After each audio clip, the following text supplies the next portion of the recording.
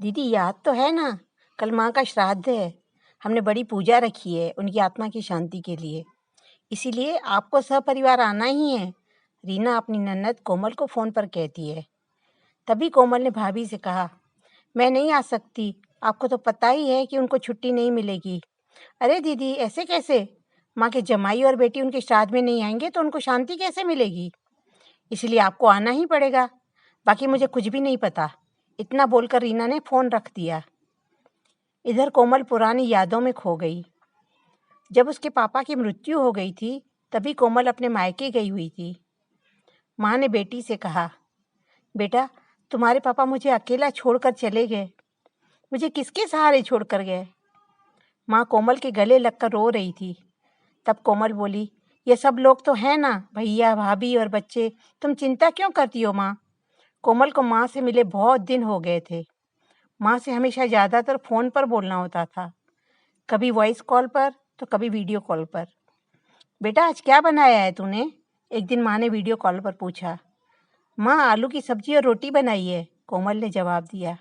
माँ बोली, अरे वाह। आलू की सब्जी का नाम सुनते ही माँ की आंखों में कोमल ने एक अलग ही चमक देखी।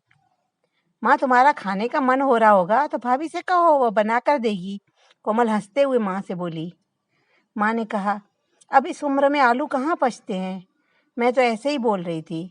जब तुम्हारे पापा हुआ करते थे तब बहुत बार बनाती थी। भाभी का तो नाम लेते ही जैसे माँ की आंखों की चमक गायब सी हो गई। माँ ने कॉल रख दिया। माँ को क्या हो गया? ऐसे क्यों बोल रही थी? वहाँ सब ठीक तो होगा ना? कोमल अपने आप से कई बातें कर रही थी। ऐसे कई बार खाने की बातों पर बातचीत होने पर माँ की आंखों का भाव बदल जाता। लेकिन ऐसा क्या और क्यों था वो समझ नहीं पाई। लेकिन इसके पीछे का राज उसके समझ में आया जब वह छुट्टियों में 2 दिन के लिए मायके गई थी। एक दिन कोमल माँ के कमरे में माँ के साथ गपशप कर रही थी। तभी, दीदी खाना खाने चलो, रीना माँ के कमरे में आकर कोमल से बोली। चलो माँ, तुम भी खाना खा लो, कोमल उठते उठते हुए बोली। अरे दीदी, नहीं नहीं, माँ को क्यों तकलीफ दें? वह यहीं पर खाना खा लेगी। आप चलो, रीना बोली। लेकिन भाभी, लेकिन कुछ नहीं दीदी, आप चलो। माँ के घुटनों में दर्द होता है, इसलिए माँ कमरे में ही खाना खाती हैं। रीना इस अंदाज में बोली जैसे उसे माँ की सेहत की कितनी चिंता है। तो फिर भाभी, मेरा भी खाना यहीं पर लाओ, हम दोनों साथ में खाना खाएंगे, कोमल ने भाभी से कहा। अब रीना कुछ नहीं बोल पाई, लेकिन कोमल को साफ तरीके से समझ में आ गया कि रीना को यह सब पसंद नहीं आया। वह चुपचाप वहां से निकल गई और थाली में पूरी सब्जी, रायता, अचार लेकर आई और माँ के लिए खिचड़ी। माँ, यह क्या है? तुम सब्जी रोटी नहीं खाने वाली हो क्या? कोमल ने माँ से पूछा। माँ कुछ कहती, इससे पहले ही रीना बीच में बोली। अरे दीदी, माँ को ये सब हजम होता ही नहीं, इसलिए मैं उनको खिचड़ी और दाल ही देती हूँ। इतना बोलकर रीना वहाँ से निकल गई। माँ ने अपनी प्लेट उठाई, पर माँ का ध्यान कोमल की प्लेट पर ही था।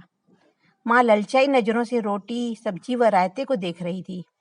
यह देख कोमल सुन्न सी पड़ गई। उसने माँ के मुंह में एक पूरी का निवाला डाला, लेकिन माँ ने मना कर दिया। तब कोमल ने अपनी माँ की आंखों में वही भाव देखा था जो वीडियो कॉल पर देखा था। पता नहीं भाभी का डर था या लड़की के निवाले का मोह था। तब भी कोमल ने मनुहार करके अपना पूरा खाना माँ को खिलाया और खुद खिचड़ी खाने लगी। 2 दिन कोमल वहीं पर थी और कोमल माँ को उसकी प्लेट का खाना खिलाती और खुद खिचड़ी खाती। ऐसे 2 दिनों तक चला। माँ के बहुत मना करने के बाद भी कोमल मात्र जिद में माँ को खाना खिलाती थी। मायके से वापस जाते वक्त वह अपने भाई तरुण से बोली, भैया, मैं कुछ दिनों के लिए माँ को अपने घर ले जाती हूँ। क्या तुम्हारा दिमाग खराब हो गया है? लोग क्या कहेंगे? बेटा माँ को तकलीफ देता होगा, इसलिए माँ अपनी बेटी के घर चली गई। तरुण गुस्से में बोला। अरे बेटा, सही तो बोल रहा है वह। माँ बेटी के घर जाती है क्या भला? तू आराम से जा अपने घर, मेरी चिंता मत कर, मैं यहाँ खुश हूँ। बेटे की बातें सुनकर माँ बोली। कोमल ने बहुत जिद की, लेकिन माँ बेबस थी। कोमल उदास मन से अपने घर वापस आई। कुछ दिनों बाद खबर आई कि माँ अब नहीं रही। इस खबर ने सब कुछ खत्म कर दिया था। कोमल को पता था कि माँ कितनी तकलीफ से गुजरी, लेकिन वह कुछ नहीं कर सकती थी। कोमल अकेले ही माँ के श्राद्ध में आई। आज माँ के श्राद्ध में 56 तरह के भोग बनाए गए। सब लोग मजे से खा रहे थे। लोगों ने रीना और तरुण की वाहवाही करने में कोई कसर नहीं छोड़ी। दुनिया में सबसे अच्छा बेटा और सबसे अच्छी बहू कह रहे थे उन्हें। जो माँ के श्राद्ध में इतना कुछ कर रहे हैं, तो माँ की कितनी सेवा की होगी दोनों ने। कोमल दुखी होकर माँ की तस्वीर की तरफ देख रही थी। तभी, दीदी चलो आप भी खाना खा लीजिए, रीना कोमल को बोली। कोमल मन ही मन सोचने लगी, जिस खाने के लिए मेरी माँ जब जिंदा थी तब तरसती थी, उसे मरने के बाद दे रहे हो तो वो कैसे तृप्त होंगी। सोचकर देखो, एक बार आज आपने पकवानों का ढेर लगाया है। माँ जिंदा थी तब आपने उनकी मनपसंद के 2 निवाले खिलाए होते तो माँ वैसे भी तृप्त हो चुकी होती। वही माँ का असली श्राद्ध कहलाता। यह जो भी हो रहा है वह सिर्फ एक दिखावा है।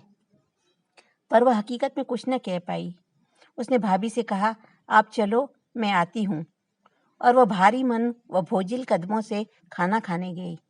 यह कहानी आपको कैसी लगी हमें कमेंट करके ज़रूर बताएं। कहानी अच्छी लगे तो वीडियो को लाइक करें, शेयर करें व चैनल को सब्सक्राइब करें। धन्यवाद।